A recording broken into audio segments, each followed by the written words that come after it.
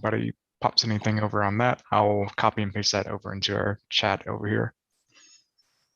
Okay. So it looks like that's setting up, and as soon as that's ready, we should be good to go. Okay. So you've paused recording at the moment? Yeah, I do a little editing, so I'll cut the ins and outs Okay. of it. So you That's just start fine. whenever you're ready. YouTube is live. Okay, go for How it. about it? Hi, everyone. Welcome to Diverse Perspectives in Scholarship. My name is Dr. Jonathan Gore. I'm a psychology professor at EKU and also the director of undergraduate research and creative endeavors. Today, we'll be talking about the best ways to encourage more diverse contributions across academia to make us all a stronger institution of higher education and to make our fields a closer embodiment of the whole and full picture. This is also the fourth installment of the Postcards to Hashtag series hosted by the library, which I strongly encourage everyone to check out all the series when you have a chance. So this will be a panel discussion where all audience members will be muted throughout, and our panelists will have the opportunity to chime in as they like. If you do have a question, you're in attendance, you can ask that in the chat function, and I will pick and choose some of those later after we've gone through some of these other questions. So with me today is several panelists. So first, Dr. Danny Moore is Vice President of Strategic Initiatives and the Chief Diversity, Equity, Inclusion Officer. Dr. Roger Cleveland is Director of Faculty Diversity and Development. Rich Richmond is the Director of the McNair Scholars Program. And Tajane Graves, who was raised in Paducah, Kentucky, attended EKU as an undergrad, and is currently a graduate student in psychology, working with a particular mentor in the psychology program, who will go unnamed. But thank you all for being on the panel today. So welcome.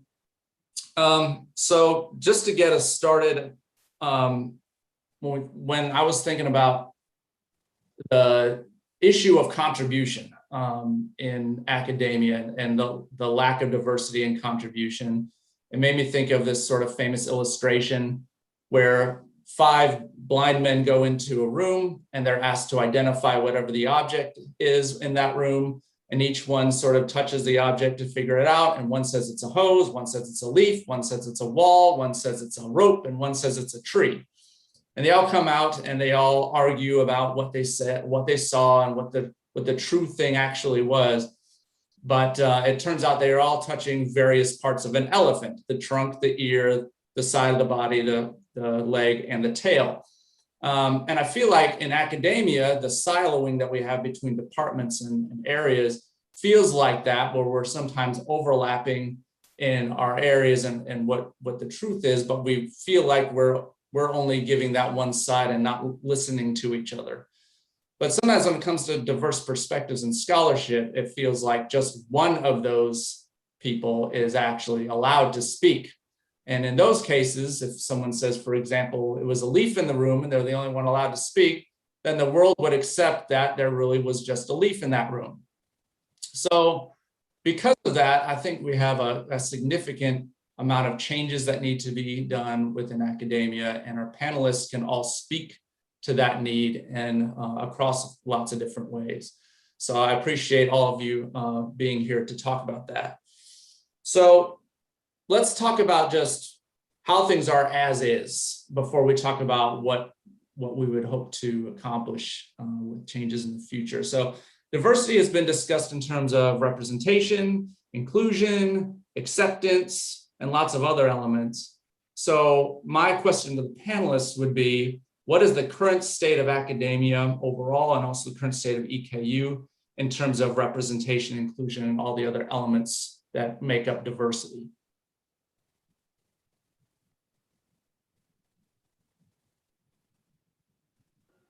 I guess I'll go ahead and answer.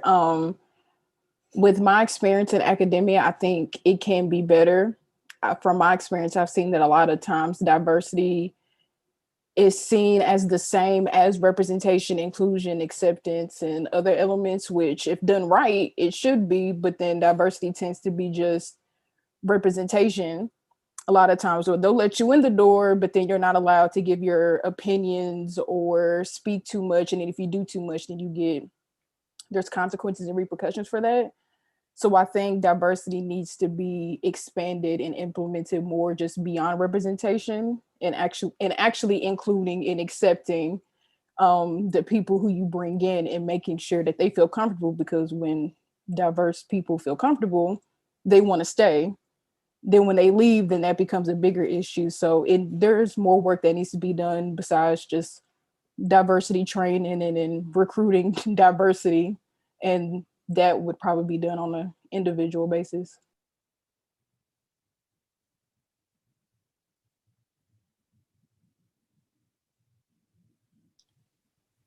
Sorry, it's hard to know when you're on a virtual panel. I was looking to see if someone else was unmuted before I started talking.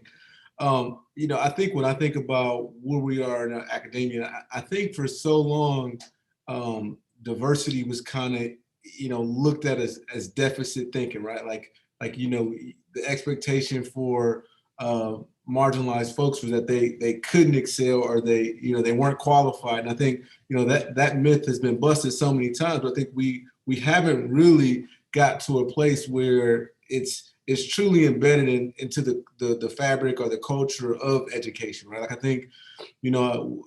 think a lot of times when we think about diversity, equity, and inclusion, it's kind of like this afterthought. Like, we've done all these things, we've created this policy, we created these practices, we've created these courses and this structure, and now we have to think about, okay, now how do we put diversity into that? And at that point, you've already created the plan. So I think what we do and what we've been trying to do is think about changing culture and understanding that we need to think about diversity and inclusion at the forefront. It needs to be embedded, it needs to be a part of what we're doing. And until we get there, there's going to always be, I think there's going to be challenges in academia, because you can't fix the problem if you're thinking about it after the fact.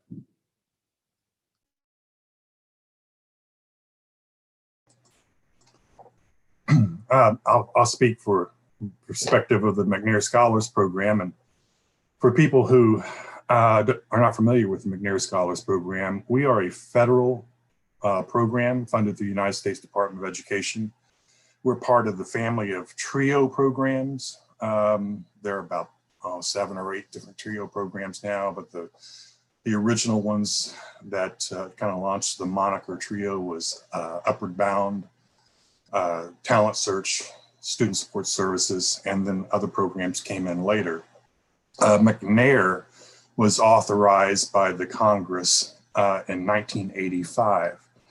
And at that time, what McNair is a graduate school preparation program for talented students, primarily from low-income first-generation backgrounds, but also from those groups that are underrepresented in graduate education. And at the time McNair was authorized by Congress in 1985, it was like 85 to 90% of the people who held doctorate degrees in the United States across universities were white men. And of course, everybody saw that as a problem, not just because of the lack of diversity in person, but also there was a lot of questions at that time, apparently, about how federal research dollars were being spent.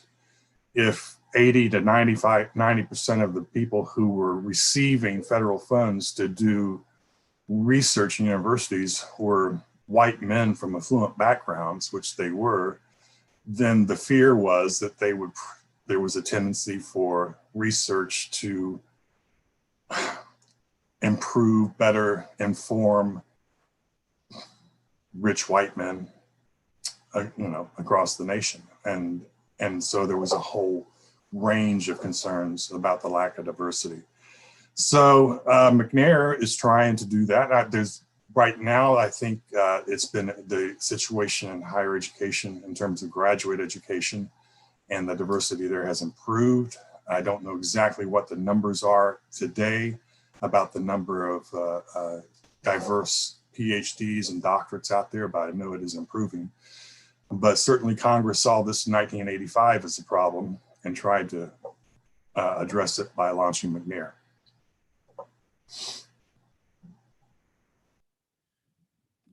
First of all, I just thank you all for inviting me, letting me participate in this great panel, and just listening to all the panelists before. I agree with a lot of that. Looking at where we are in our current status is that we have work to do as it relates to even at the what Tajane said about representation. We're limited there, particularly around ethnic diverse representation in academics. So, but beyond that, I think we need to go beyond diversity and really think about equity and access and inclusion. And so, as you said, once you get in, can you bring your authentic self as a student or faculty member and things of that nature? So, if we were looking at stages, there's awake, woke, and work. We're probably at the wake stage overall university. And I think what Dr. Moore is talking about is moving from being awake that we need to do something, that we start the woke, where that's a systemic focus and is transforming the culture where everyone understands that diversity, equity, and inclusion is important. And then the work at some point in time is, it's like automatic pilot. It's part of our DNA at the university. We know that when we bring in a new initiative or program, whatever it is, that DE&I is going to be part of that process at the beginning, not the middle or the end. And so I think we're kind of like at the wake. We know we need to do something, but how do we get that where it's systemic and we doing it automatically?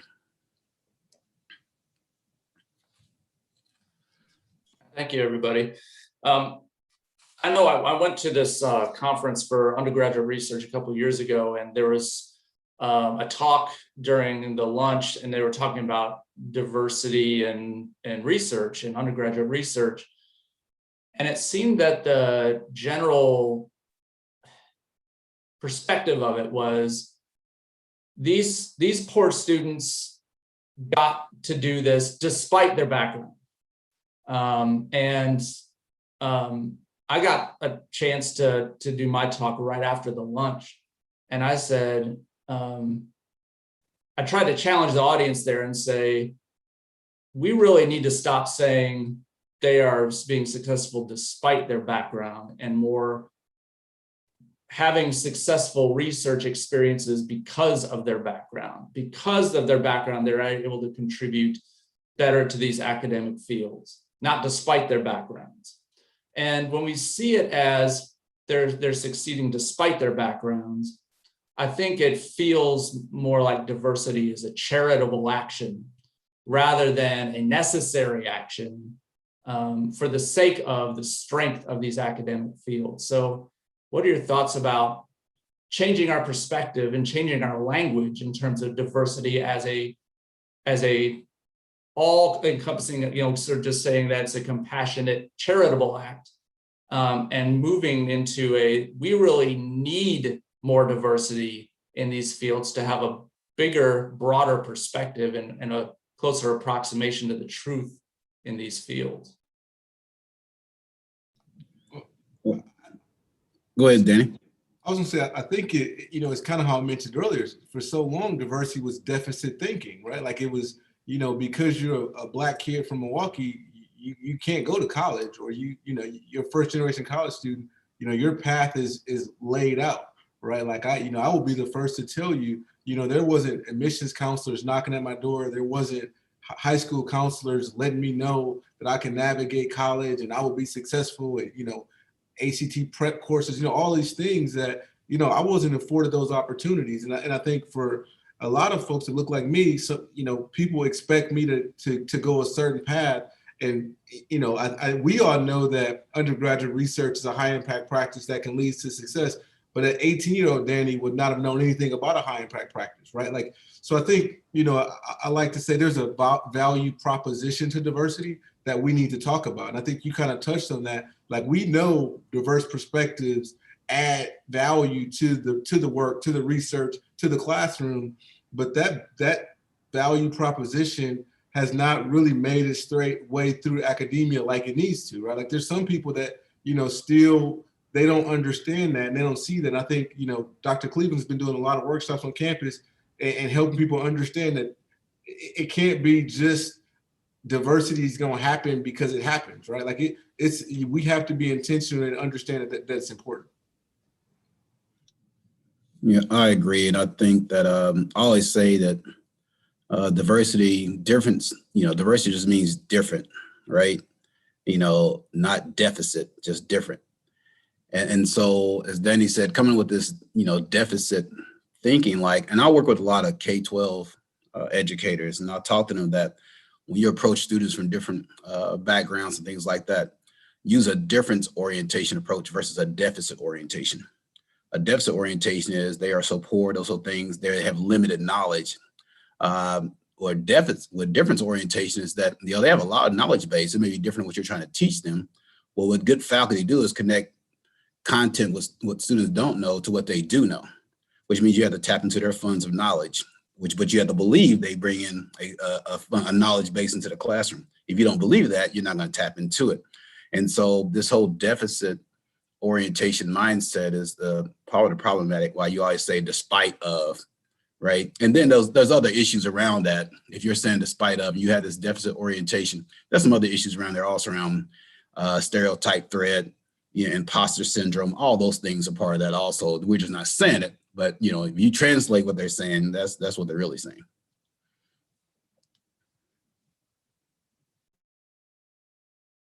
Ajane or Rich? I say as a student, specifically undergrad, I have been on the receiving end of a lot of that deficit thinking, and it would manifest itself as a lot of stereotypical things. So there's been a couple of times I've been at conferences presenting my research, and professors from different institutions would walk up to me and ask me questions about the research, as you should, but I can tell the way they were asking me the questions was if they were trying to see how much I really knew about the project. A couple times I would have deferred, my name would be listed as first, and they would question why my name was first, as if to say that I wasn't an active member in the project. And then when I would tell them how much research I've done and how many conferences it's been accepted to and all the things that I've done, then the attitude would change, because now it was like, oh, so you actually are intelligent, capable, things of that. So then the thought process would change from deficit to profitable. In the sense, it's like, oh, well, let me see if I can recruit her now, because she'll fill the diversity kind of quota. And then I see that she's smart too, so then I can put her on a pedestal. So when you're on the receiving end on it, it's very clear to tell whenever people approach you and it's not genuine. They don't see you as a person first. They see you as a diversity quota that they can fill.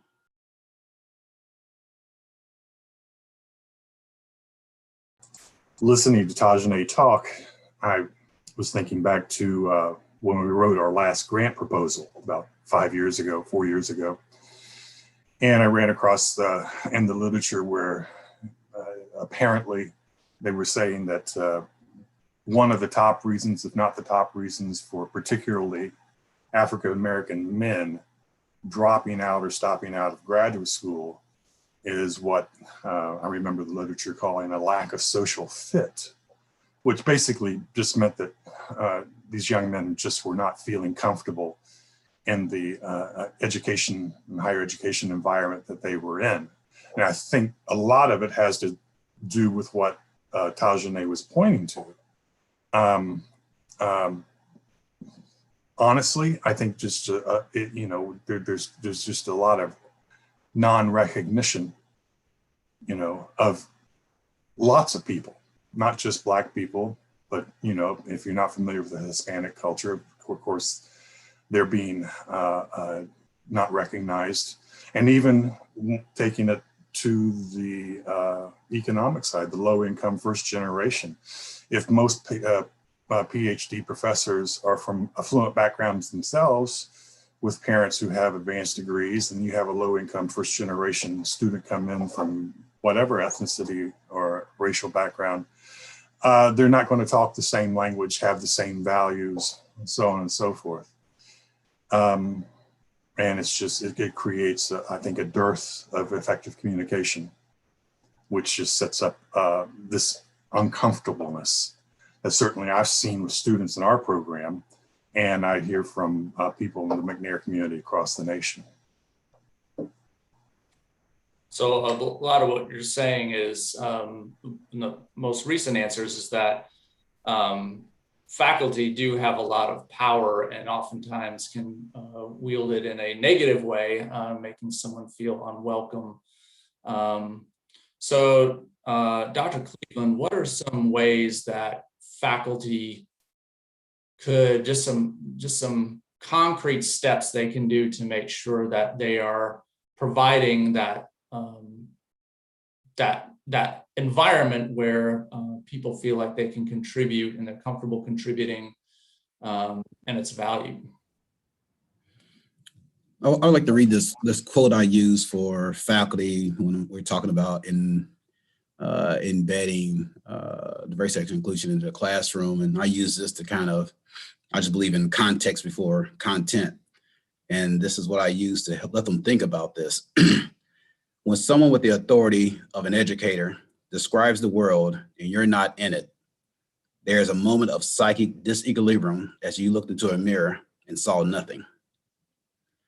So when students from different cultural backgrounds walk into the classroom, they don't see themselves in the curriculum, they don't see themselves in the instruction. What message are we sending students, right? And so if, someone's son could walk into, let's say, a white male professor, his son goes to the university and my son goes to university, right? And they walk into the classroom the first week of the semester. And when his son walks into the classroom, his culture is part of the curriculum and my son's culture is an elective. And so you're trying to get people to think that way, to understand that it's important to do that. And so when you're talking about embedding diversity into the classroom, into the courses, one thing as simple as just natural entry points. Instead of having like this one class for diversity or something like that, what are some natural entry points for your area or topic? So you teach English, psychology, whatever it is, that using natural entry points around and providing opportunities so students to see themselves in the curriculum.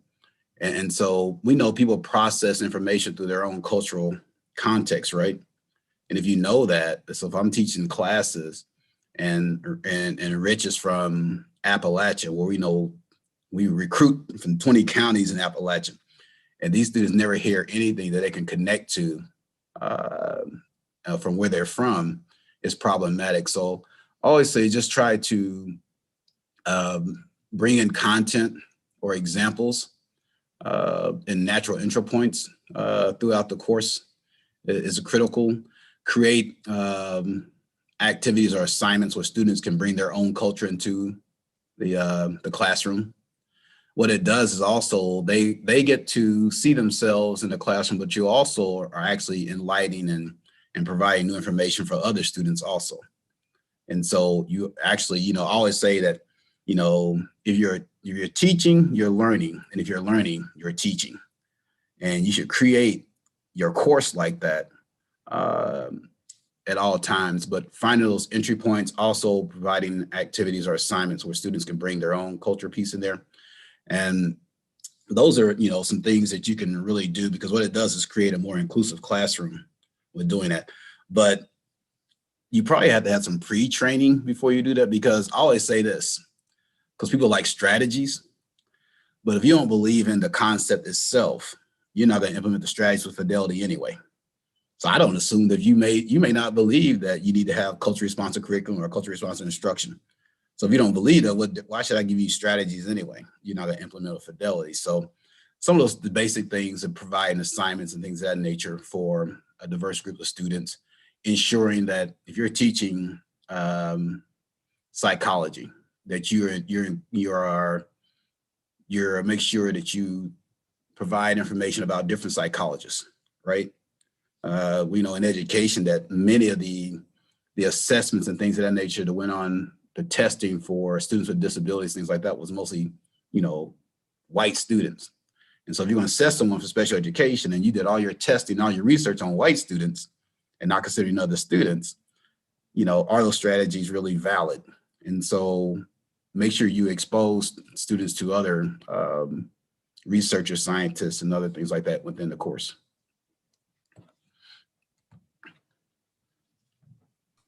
Yeah, a lot of it, we come back to it in a lot of the psychology classes when we say there is a significant amount of our psychological knowledge comes from white, middle, upper class college students. And we really need a lot more from globally, from multiple different samples and populations. And if it requires a lot of sort of to humble oneself and say, we don't know a whole lot, if that's what our knowledge base is. But that's the exciting part, is students realize I could be the person to help fix that problem. And I really like energizing students with the idea of like, we've kind of messed it up a little bit because we're providing all this information from a very narrow perspective. So it's your job now as an incoming generation of scholars to bring in all these different perspectives now. Yeah, other thoughts on how faculty could improve? Tajane, what are some, just from the student perspective, what do you think faculty could be doing better in order to make the classrooms kind of going beyond that representation and going to the more inclusion, acceptance, and valuing? So from my experience, the faculty that do the best in understanding what is needed, first understand that there is something that is needed. You have to want to know what you're doing wrong and what's just wrong with the overall situation. A lot of people are comfortable in their ignorance. They say ignorance is bliss. And while sometimes I do subscribe to that, because sometimes it's best that you just don't know certain things at that time. If you're in academia and you claim to be progressive and claim to be an ally, and you make these claims, you have to accept that there are some things that can be better. And by default, if you're in academia, you can be inherently be a part of the problem. It's easy when you kind of rise in ranks to forget where you come from, and you tend to look down on everyone else and question their work ethic and their motives and why they haven't done the necessary things. Even if you come from a diverse community, I have come across that too. But you have to want to know, and you have to listen without judgment and without taking a lot of that personally. And then you have to set a plan that includes accountability, not just for yourself, but your peers and those above you. There's a lot of people make plans, but then when it's time for a 6-month follow-up or a year follow-up, you don't really see or feel progress, which that can be objective in itself. But you can tell when people are trying to push things forward versus when they say, okay, we're just going to put out a plan that should satisfy some people, but we're not going to really push it. We're not going to really do anything to project this forward. And then honestly, it has to be a safe space where if I, as a student, and you're coming to me saying like, hey, what is the problem? I have to feel comfortable to tell you, to know that something will be done.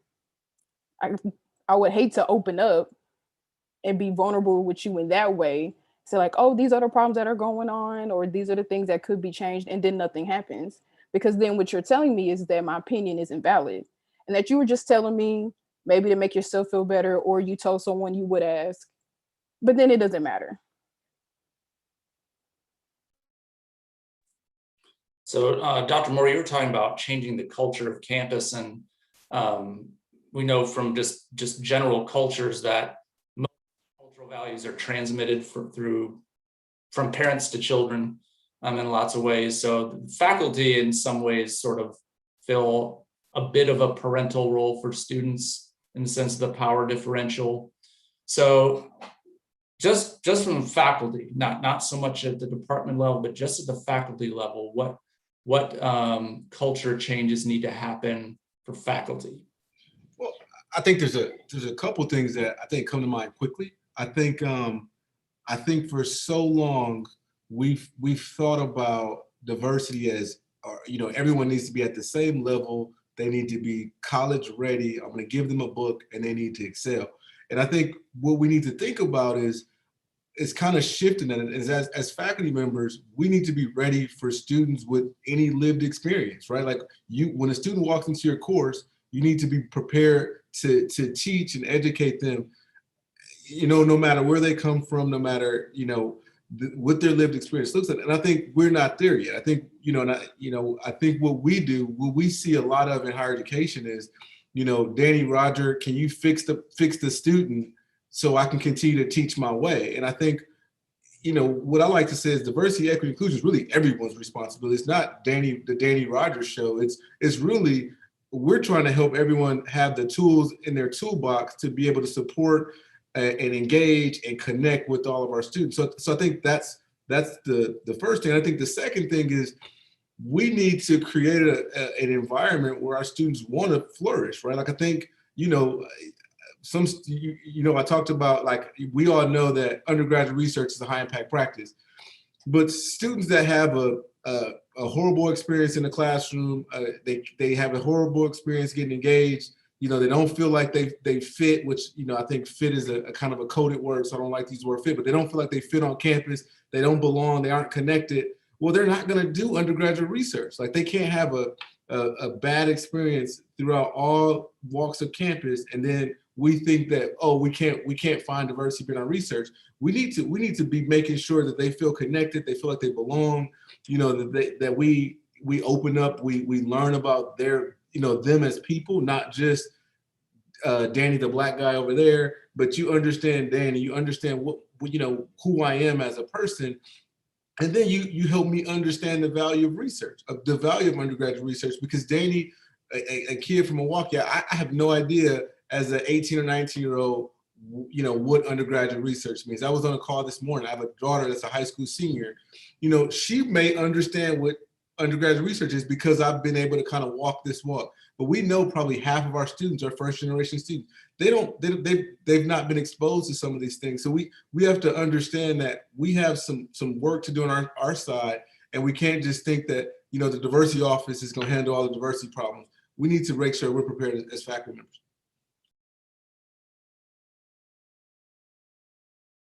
So let's talk. So we talked about the state of things as they are right now. What are the current initiatives, programs, financial resources that are out there for people watching this and they want to know what's already happening? What are some of the things that each of the offices are taking on? I guess I can start and others can pick up. I think one thing that, we've been really trying to offer a lot of support to faculty, staff, and administrators, whether it's been through, a series of workshops on demand, which is, we've been getting a lot of requests to do some kind of development and education. But there's also, Dr. Cleveland's also led and I can let him talk more about that, a series of monthly workshops that we've been hosting for faculty and administrators. And we also been now starting some uncomfortable conversations with students that will happen on a kind of monthly basis.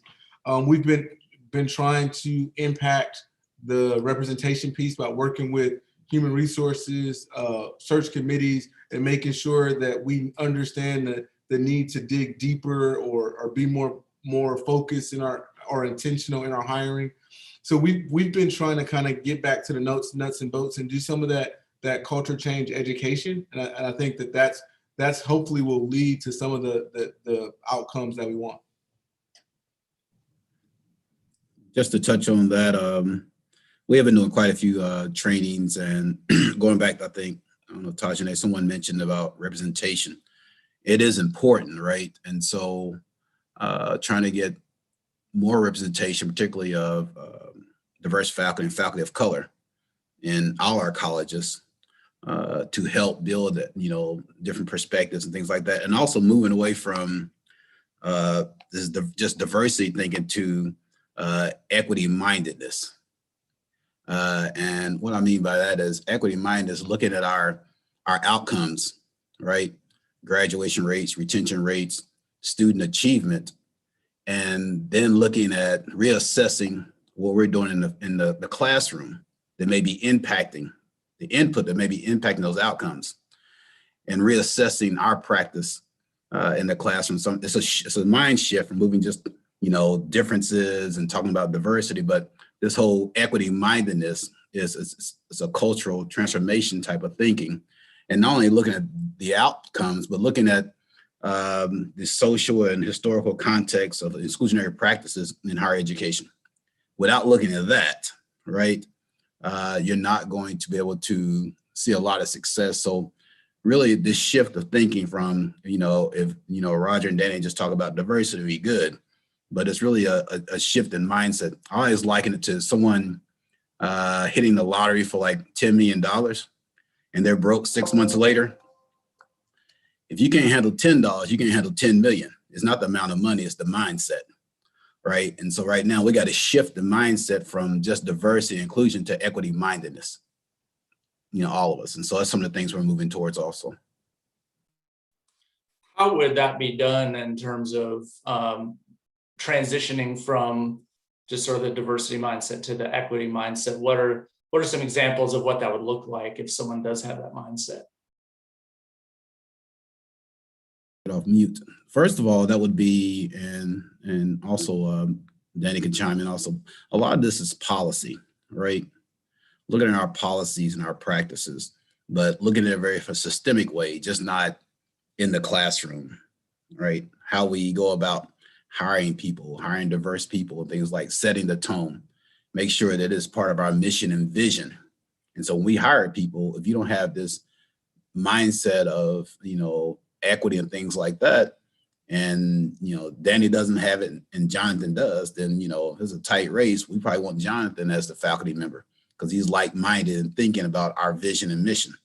And so it's not just going straight to strategies, but it's really about the culture of the university, right? And so we have a president who's put that at the forefront, which is really important. We create a structure on campus where this can happen. I always say that the culture of any organization is shaped by the worst behavior leadership is willing to tolerate. So everything starts at leadership. So, Dr. Fadden is saying this is priority, right?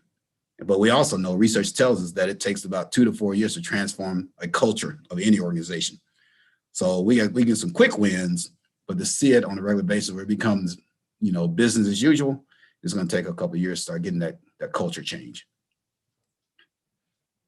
And I think also listening to students. I think Tej brought up some great points about listening to what the students are bringing. I think that's where a lot of our day-to-day learning can happen.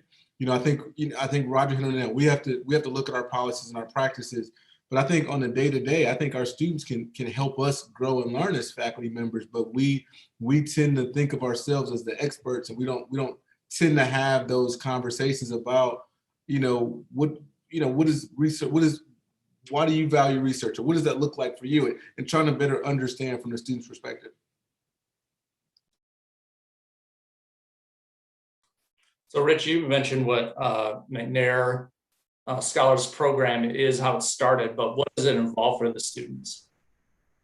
Say that again, please. What's the question? So you mentioned like the history of the McNair Scholars Program, but what does that involve for the students when they're in it? Okay, well, in our program, one thing that I've tried to instill, I come out of a counseling and social work background, and something I've seen from the very beginning is very important for every person is to be validated and for who they are and where they come from and their values, their dreams, their hopes, their plans, and where they want to go. Well, you have to first acknowledge people and try to get to know people and acknowledge people who first before you can validate them. So in the program, we try to build on their strengths. First of all, we try to get to know them very well, build on their strengths, and there's a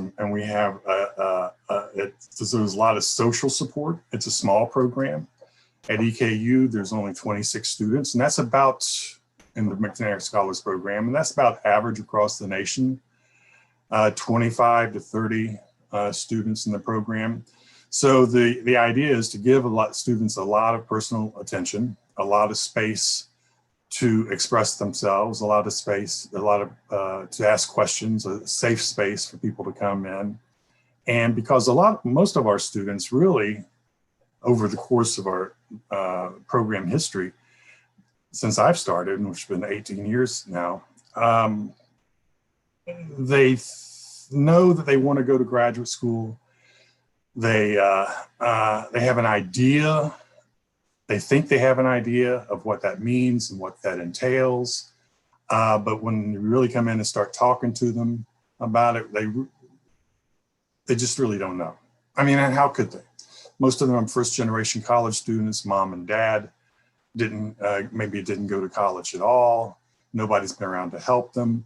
And they have this idea that going to graduate school is going to be an extenuation of their undergraduate experience as they know it now. But in our program, we need to build practices and activities that's going to take them beyond that, okay? So as we bring students in, the first thing we do is we expose them to what we call the McNair Fall Colloquium, which is a series of about 16 workshops and seminars that address a whole range of graduate school oriented topics, everything from how to find money for graduate school, how to organize a structured approach to choosing a graduate school that's going to be right for that person based on who they are as an individual, their background, their values, how to organize that systematically, and excuse me, and other topics like I do one of the program presentations that I deliver is just the basic realities of what life is like in graduate school, you know, and Tajane can probably speak to some of this. And then after that, we have, of course, the keystone experience in our program is the summer-long research internship, which John teaches a course that helps our students prepare for that. So there's basically just a lot of support in trying to get our students acclimated to a mindset, a graduate student mindset, as opposed to an undergraduate mindset. So Tajane, you were a McNair Scholar. So that was one of the resources that you were able to go to during your undergraduate experience. So how was that experience for you, and what other resources as a student did you feel were the most helpful? So yes, I am a McNair Scholar. First, I want to say, check your EKU emails. EKU, like emails in general, are probably that's like one of the most underrated things as far as like how information is passed. Because if I wouldn't have checked my email, I wouldn't be McNair Scholar. I just so happened to check it and they made an announcement about applying. And I was like, well, I've always wanted to go to grad school. I've always wanted to get my PhD. So let me apply. I've never heard of the McNair program previously, even though throughout my educational career, I wasn't gifted in talented classes. It was just never brought up. And I was in another trio program, Nova, and I applied, and like Rich said, you get there and they're asking you questions. And because of you going through the system, and because I am considered and I am underrepresented in many ways, I'm Black, I'm a female, I'm a first generation college student. I come from a low income background. I just knew I wanted to go to grad school. I had no idea what that process was like. So as they start asking you questions, I kind of began to shrink down in my seat because I realized how much I didn't know. But then they reassured me, like, it's okay that you don't know. There's a lot of people who are probably too prideful to say that they don't know something when they don't know it. So now we know the information that we can give you. So I will say the McNair program, it's work, but it's worth it. If you want to go to grad school, that's what grad school is, it's work. You are among an elite group of scholars and people. Like they said, the McNair program itself is small, but I still talk to people who went through the McNair program, not just from this school, but from conferences that I've met. And one of the biggest takeaways I learned from it is confidence in that you wouldn't be here if you couldn't be here. You're intelligent. You have something to provide. You have a skill set that people need to see. And so we're just going to help cultivate that. I know one of my strengths is public speaking. That's probably like, I think it's still ranked as like the number one or like one of the top worst fears. People do not like public speaking. I don't mind it. So, which is great because as a person who does research, when it comes time to present at conferences, I'm all for it, which has granted me the ability to not just do the research, but then I'm also able to physically be present at conferences and network with people and have that experience. And so then I have a CV and a resume that's pretty good. Even before I got to grad school, I think I graduated, I had like 5 projects I had already completed, including the summer internship. So the McNair program itself, it's amazing. Like I said, I'm also a part of NOVA, which is a program for first generation college students. So that's another program that is TRIO. I was the diversity office scholar. I was a lot of stuff. I can't remember. I was very involved in undergrad. Yeah, But absolutely. Yeah. I was very involved. Yeah. But McNair, the diversity office, the multicultural center, I pretty much stayed in those areas. In the Turley House where NOVA is, I stayed in those places very often just for that support. And just to follow up with what Tajane was talking about in terms of McNair and conferences, I think one of the great initiatives for the McNair program nationally is the Department of Education funds not only TRIO programs, but groups and higher education organizations that will launch or organize and launch national McNair Scholars Conferences, okay, just for McNair scholars. And we love these things. Tajane shined at the University of Maryland in presentations there. We've also gone to the University of Buffalo, University of New Mexico, University of Tennessee, and there's other ones across the nation that we get, but those are the ones we kind of focus on. And what's really great about these conferences from my perspective and my colleague Debbie, who's our academic counselor, it's one thing to sit at EKU as an underrepresented student, whether low income, first generation or otherwise, and know that you're underrepresented and know that you are struggling to not only achieve academically, but also to learn and grow as a bicultural person.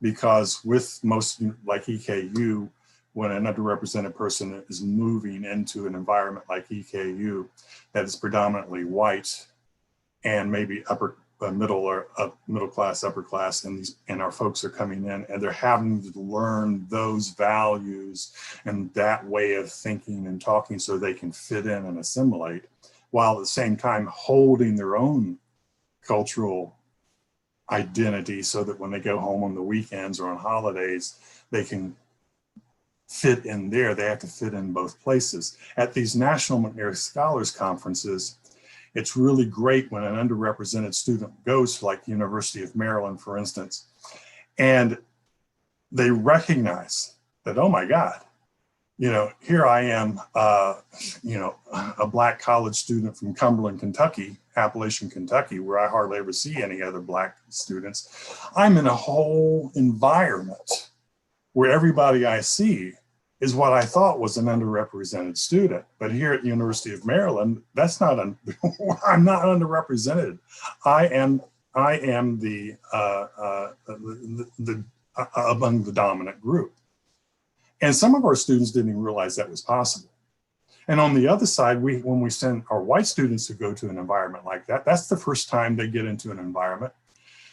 It's the first time they've ever been in a large group or geographical area where they aren't among the dominant culture. And then they have that experience of having to adjust and assimilate a little bit differently. You know? So both ways, I think, is a great learning experience. And if somehow, and I think one thing that the national program hasn't done as well as it could have done is bring more faculty from universities into that. They do have graduate school fairs where faculty and graduate school representatives will show up. But I think if we could get more faculty themselves to go to events like this and to participate and just to observe, I think that would be beneficial. Jonathan, can I just speak real quickly on that? You know, I'm listening to Dr. Gray's speaking into existence. And I listened to Rich. I'm thinking like, you know, how do we still transfer some of those skills and opportunities, because the program is limited, right? Because of resources, you don't have so many students. But how can we expose some of the other students who are not in the McNair's program? Because I'm very familiar with McNair's program. It's a great program. I love we could have like 150 students in it. That'd be great. But listen to the experiences that Tajane had, you know, going to these different conferences, things like that. And I think it's important that what she said was really important about public speaking and confidence. And a lot of our first generation students lack that. Because they hadn't had opportunities to demonstrate those kinds of things and help people support and build their skills on that. And so I was just trying to think, how do we, and then also on the other part is how can faculty possibly create those opportunities for students who are not in the McNair's program, right? Because we can't reach all those students, but the confidence piece and that she was talking about is really important. I try to tell students all the time, you know, you have those gifts and talents, right? They need to be nourished and supported, but you have those. And you know, I tell them all the time that if you operate within your gift, you don't have to sit at the head of the table, because no matter where you sit or stand, the table will shift. And so when Tajane goes to these conferences, things like that, you know, they have a problem with her name being in the front of the list, but at some point in time, they're gonna recognize her talents and things like that, and they don't come to her. And so what she's getting, the experience she's getting is like she's building social capital and cultural capital by interacting with all those different folks and those opportunities. And how can we, you know, steal some of those things and have her talk to some of our students on campus. Just her experience alone would help other students also. I just commend both of you all for that work you all are doing. You know, Roger, it's kind of interesting. When my understanding is that when the McNair Scholars Program was authorized by Congress back in 1985, the intent, I think, was for it to be kind of like a seed program, to start a program like McNair Scholars Programs, get them embedded into certainly major doctoral granting universities and other universities, regional like ours, which is a bit of a minority representation, but mostly doctoral granting institutions. And then once there, working with the Department of Education and the leadership in the educational institutions, that the institution itself would assume the McNair Scholars Program or something like it in its own value system and in its own implementation. So it would become an institutional program instead of a federally funded program. That's not happened. That has not happened, and there hasn't, and even though early on, I think the conferences I've gone to and heard people talk about this, there was a lot of effort to try to make it happen. But for whatever reasons, institutions just weren't able or willing to bring that on as an institutional initiative. And even today, you know, we have scholars saying, well, how come I can't get this through the university? Now at EKU, we're very fortunate to have Dr. John Gore and his colleagues here, that runs an excellent undergraduate research program. And they are very eager to volunteer as mentors for our program, for our participants when they're doing undergraduate research. John is very generous in teaching a research symposium for McNair scholars that prepares them for undergraduate research. So all the components for something like a McNair Scholars Program is there, but they are at EKU and at other universities, but there's no one initiative that's bringing it all together into a comprehensive program, institutional program. So I think that's something that could certainly we could hopefully move towards, not only at EKU, but across the nation. Yeah, we did an initiative a few years ago as sort of a diversity focused scholarship type of program. And I think that it went okay. I think part of the reason why it wasn't as successful as it could have been was because it was sort of on a voluntary basis for the students. And I think the more that we can infuse it into an official class, the more that they'll get that experience as part of like an assignment that they would go to a conference or, and we can host any number of conference like events at EKU. I'm absolutely ready for that anytime anyone wants to do something like that. And we can talk about it. We can sort of get together, put our heads together and think about what's some elements in McNair that we could expand out into a broader program as well, and even have current or former McNair students talking to the students in those other programs. But I mean, it is. I mean, you get that experience of presenting something to an audience in a scholarly forum that has all sorts of great skills that you'll need in lots of different circumstances, and it allows students with some of those talents to really showcase those. So I'm absolutely open to talk about some follow-up ideas for how we could expand that. And my office has time and labor and money available to do something like this. It's definitely something that's something that I value and would love to see happen. So I'm happy to be a part of something like that. Oh, that's great to hear, John. And I just would add this, and I'll mute myself again. One of the things I think reason nationally the McNair Scholar Program has been so successful is that the staff people who work in McNair programs tend to be, for the most part, representative of the students they're serving, and that they tend to be either low-income first-generation people themselves or have coming from that background as young people and students, or they're from other groups that are underrepresented in graduate education. So they have a sense of the struggle their students are going through. And I think something that might be helpful if we want to if we're going to identify our university as a first-generation university serving first-generation students, we're going to need to find the faculty and staff on campus who themselves come from first-generation backgrounds and who are from underrepresented groups who can work together to really, in a well-organized way to make this this higher education environment a more welcoming environment.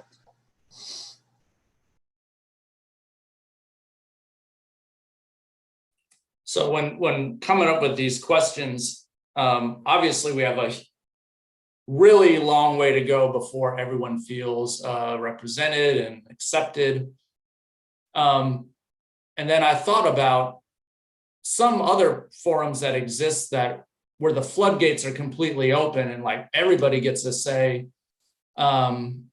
where it doesn't necessarily come to it's not necessarily a good thing. So I'm thinking about QAnon and lots of other sort of areas where there's a lot of misinformation that can be spread.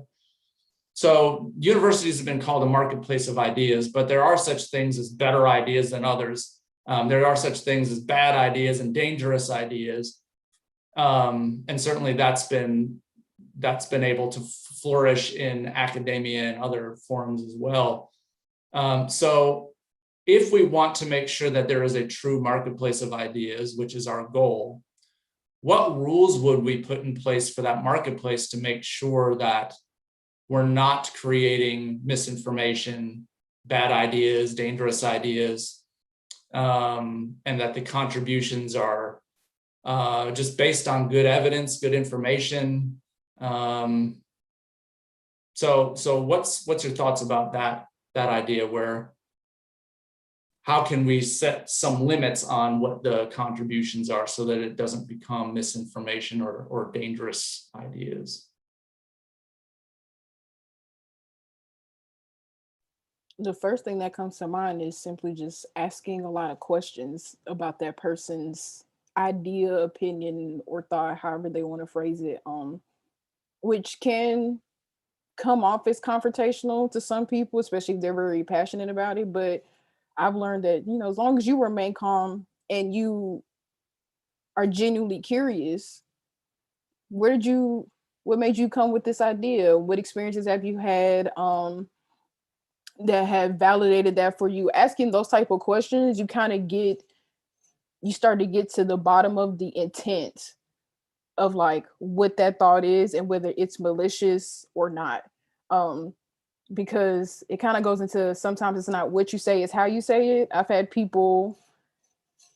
multiple people ask me the same questions, but my reaction depends on how you say it and the intent in which you're asking me, which would either make me believe that you're being malicious or not. And then also, if you're the person asking questions, be knowledgeable in as much as you can in that field or what they're asking, in a sense. So granted, we're not going to know everything. And so then you would then have to say, well, you know, I don't know. Let's try to find an answer. Let's see what other people are saying about this, because the chances of you being the only person having this thought are very, very small. So I'm sure someone else out there is probably thinking the same thought or has the same opinion, but has done the research on it or has just asked a lot of people about it. So if someone were to, I've had debates on Black psychology in itself. And as a person who just got done with Psychology 779 and had chose that for my final paper, I have a good amount of knowledge on the history of Black psychology and that still ongoing debate people try to have about eugenics and things like that. But that's because I have knowledge in it, so I know which questions to ask.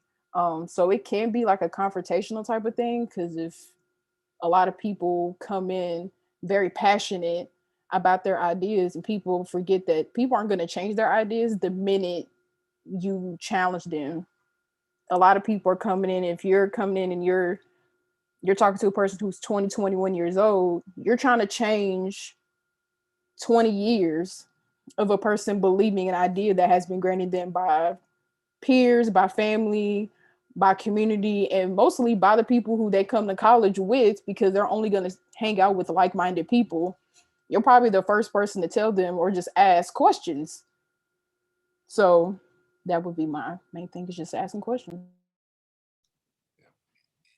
I think I would also say understand repetition is the key, because I think we, as a public university, we have to be careful, right? Like I mean, free speech is real, and so I don't think we can't say free, you can't speak on our campus, but you can. Like that runs into a slippery slope that we have to be careful. So I think we have to make sure, as we talk about changing culture, education, and the things that Dr. Cleveland are doing on campus, is that we're consistent. Like we're making sure we're providing a lot of understanding, a lot of education.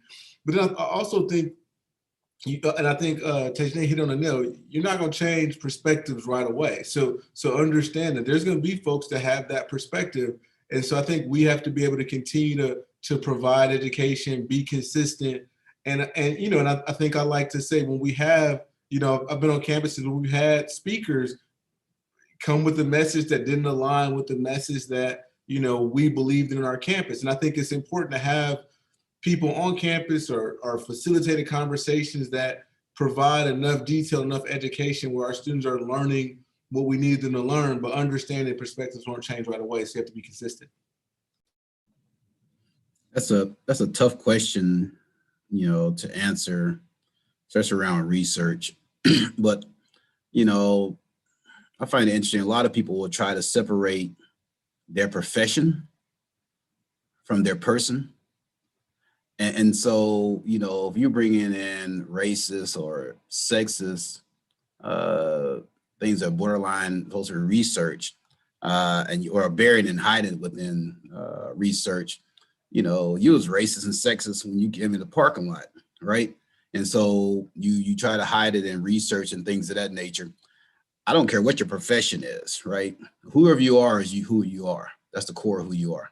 So whether you're a faculty member, administrator, whatever it is, it's going to come out. And sometimes this comes out in research, right? But that's important. I'll never forget, maybe my third or fourth year here, you know, I was on that track for tenure.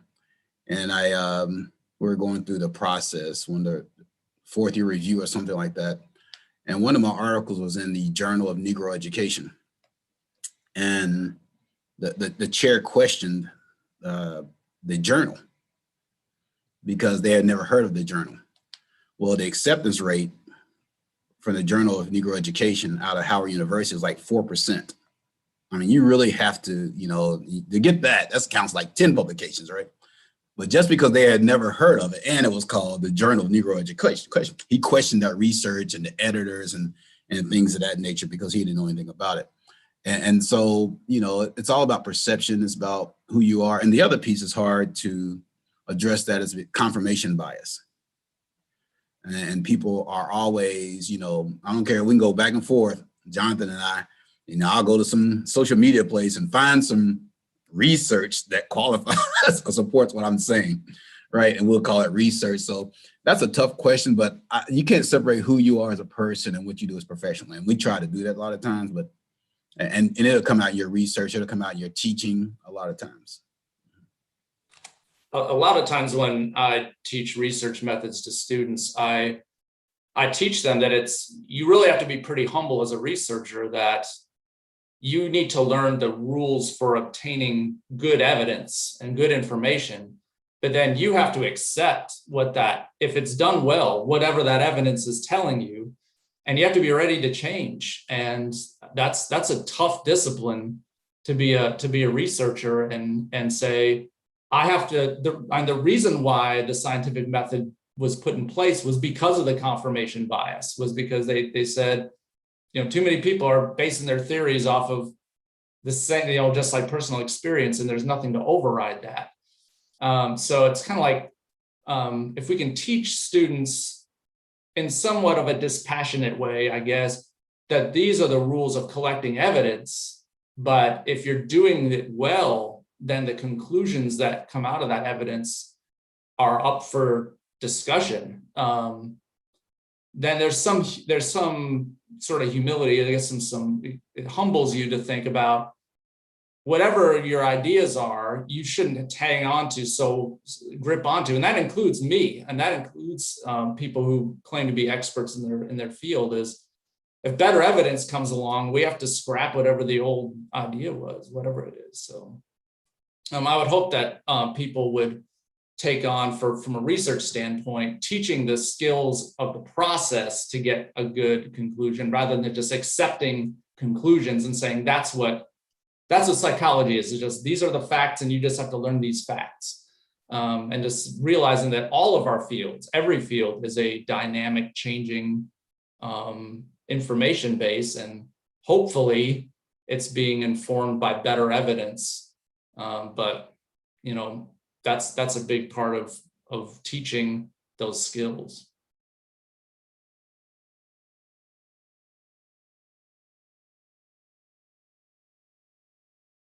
If you see the top of my head at any point, I'm actually taking notes. I'm not like looking at my phone or anything. So I've been writing down all these ideas. I guess I'm gonna close out with another thought that's a little big picture, and really talking about some of these larger culture changes.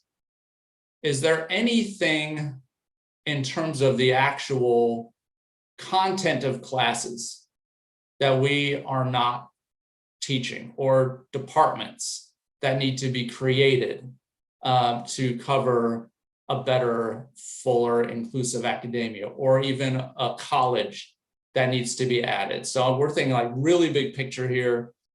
So not just representation within a field, but a new field. Is there a new field that needs to be represented in academia that we're missing, and would in itself bring in some more inclusion and acceptance of these newer ideas?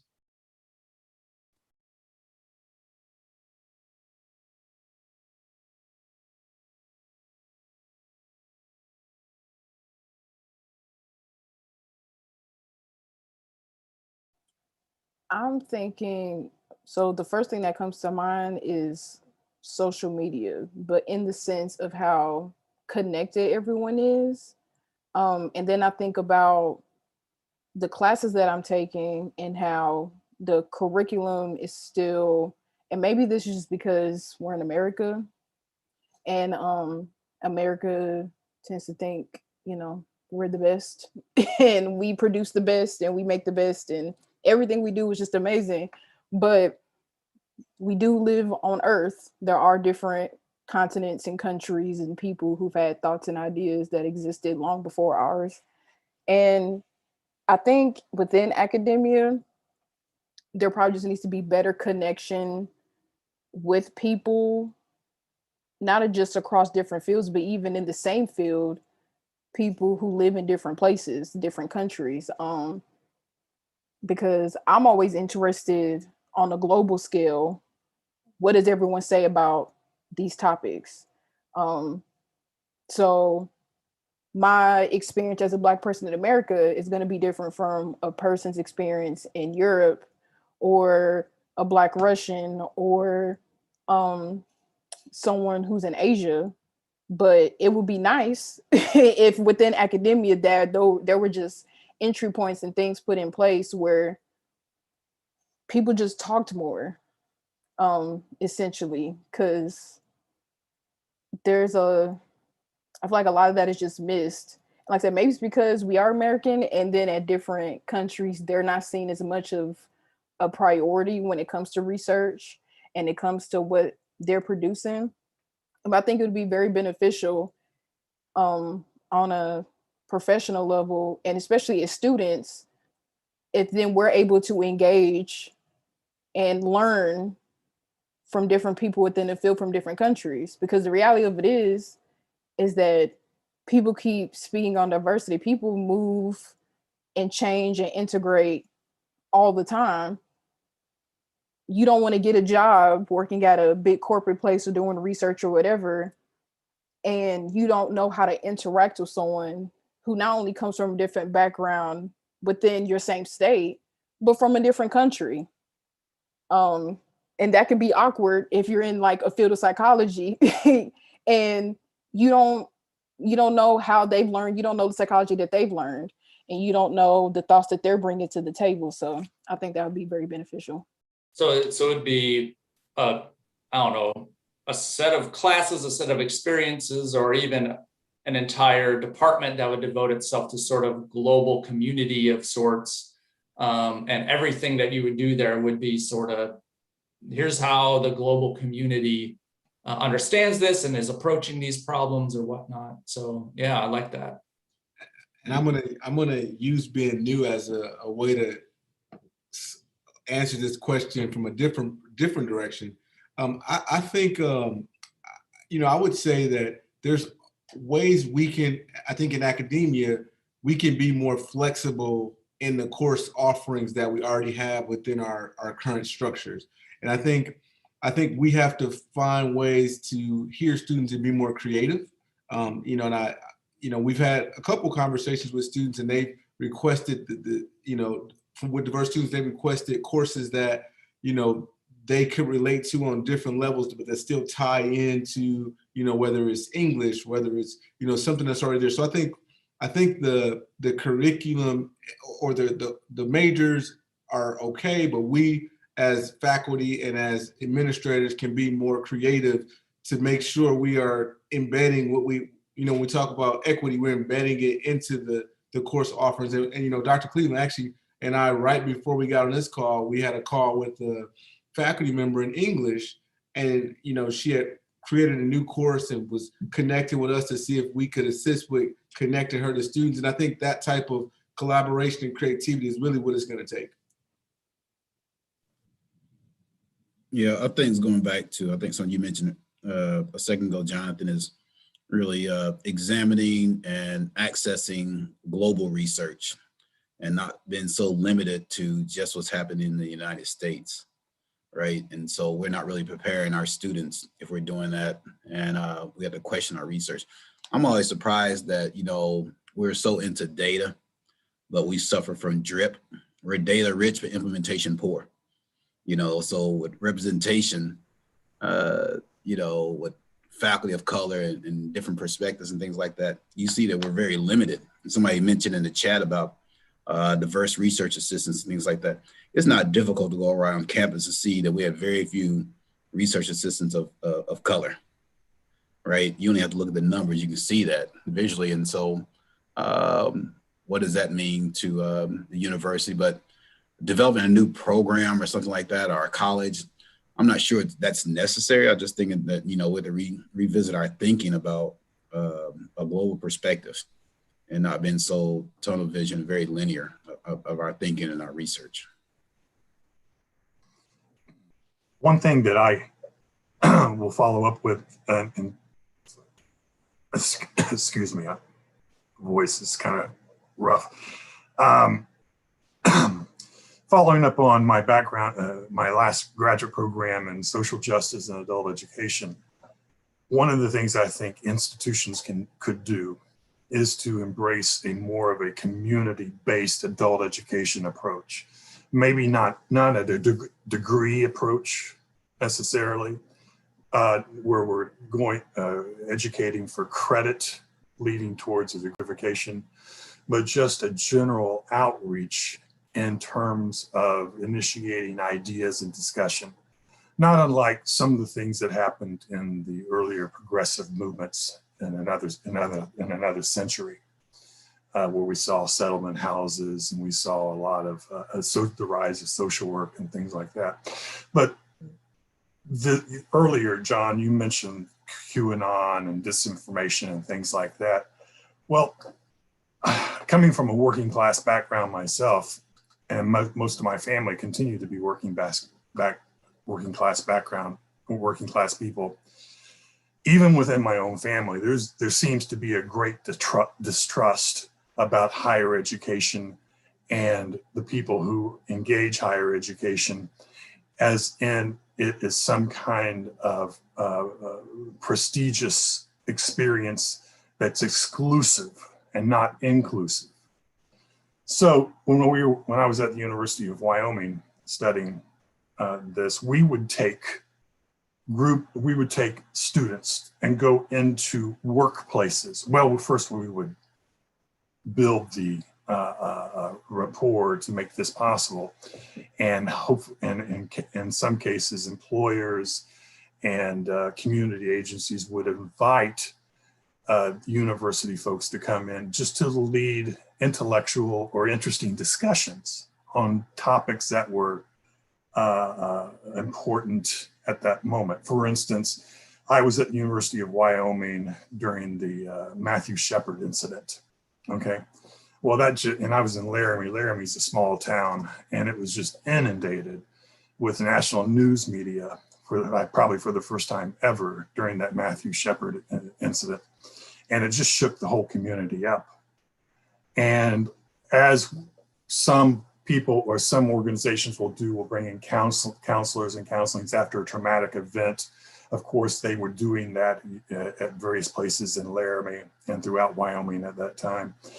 But we took it a little bit further and just tried to launch discussions about how we got here, what implemented this, not in terms of just listening to people's pain and sorrow, but trying to delve into what's going on. And those were very interesting and engaging experiences. And I think higher education has, in my personal perspective, has a responsibility to go out into the community, to take our expertise and our knowledge, and to encourage people to engage with us, if you will, if I may say us as an inclusive way. And for us to engage with people who are not within our academic environment. We got to break down that somehow or another, try to break down that barrier between the us and a them, between the working class people who distrust higher education and the higher education professionals who just don't even acknowledge, for many cases, acknowledge the working class existence, primarily sometimes because they never came from that background themselves, or because they are angry at the disinformation that's coming from that environment.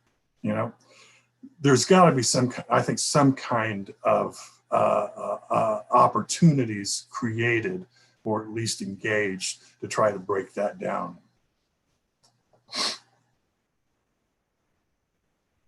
Again, I apologize for my voice. I think it's a lot of the kind of partnerships that can be done with community work, and just, again, being humble and just saying, I don't know how to understand what you're doing, and if you could help me better understand that, then we can help each other out. But really also just seeing, do people, if we're going out in the community and we're saying we're here to help, was help asked for in the first place? And is the help that we're offering the kind of help that's wanted? Is oftentimes the problem with sort of the outreach kind of thing. But more of a partnership with a lot of humility, and just saying, you know, we have some resources and tools to get you to where you want to be, but we need to understand what you value and what you think you would like to have. But I agree with you, John. And I lived in taught at Southeast Community College for a number of years, and in Harlan County, you know, one of the things that was really a sore spot for the indigenous local folks there was every summer there would be groups of youth, church youth, or other groups that would come in to save Harlan County from its misery. They would come in with do-gooding work, you know, painting houses for elderly people, blah, blah, you know, those kinds of things. And across the board, it was like, we don't need people to come out from outside of our community to fix our community. You want to come into our community and get to know us. You want to come in and talk to us. You want to come in and, you know, and be part of this community in some way. That's one thing. But to come in and try to fix us, we're not broken. You know, we're fine how we are. We've lived here for centuries, and we're going to continue to live here, and we're going to be just fine. Don't come in and try to fix us. So I agree with you, John. And if that was something, if something I said led anyone to believe that I think that we need to go out and go into working class environments and try to fix that environment so it's more like the higher education environment. I didn't mean to say that, okay? I mean, just to try to talk, period, just to have a presence, so that somebody that's carrying those QAnon conspiracy theories can meet somebody and say, and come up to you and say, you're doing this and you're doing that, and just have the opportunity to challenge them, you know, and say, well, there's another way of looking at this. Yeah, Rich, I think that's the difference between being cultural competence and cultural humility. Cultural competence is learning knowledge and skills about a different culture, right? And now you're the expert about that culture. Cultural humility is about, first of all, examining your own biases that you have about that culture. You learn from that culture, but you also think about the historical issues around that culture. And then they're the expert about their own culture, not you. So cultural competence is more of a skill set. Cultural humility is a mindset about how you go into people's communities. And we always go in with a cultural competence. Once I learn a little bit about Appalachia, I'm good. So I can go into Harlan and Clay County and fix them.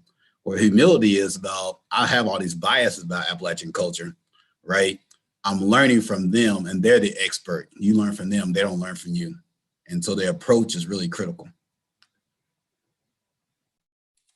And even if that were a whole skill set of, or even a group of classes or group of faculty or whatever that was just like, we are going to sort of be on the sort of outreach, the sort of that global community, but it's sort of an outreach perspective, but also having both of those two skill sets to approach whatever they feel like is needed.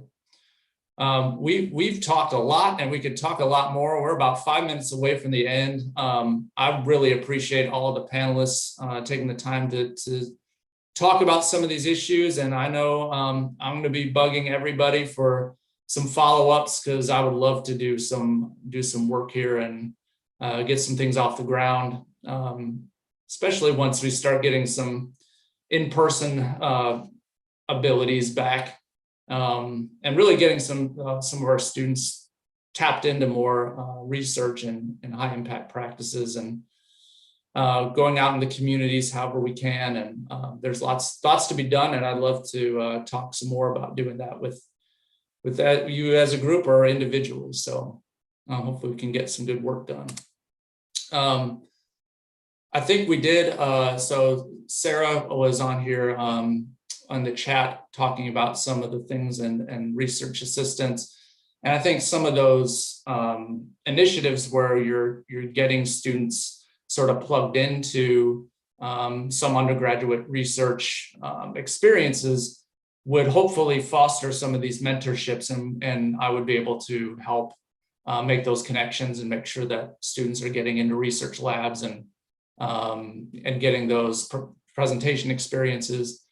And of course, Tajane I'm working with Tajane on her thesis. And as you can tell, Tajane and I have really great conversations, and I have to cut our conversations off too, because we usually have other things we have to do. But I really appreciate it. And I hope we can see some really great things come out of these conversations.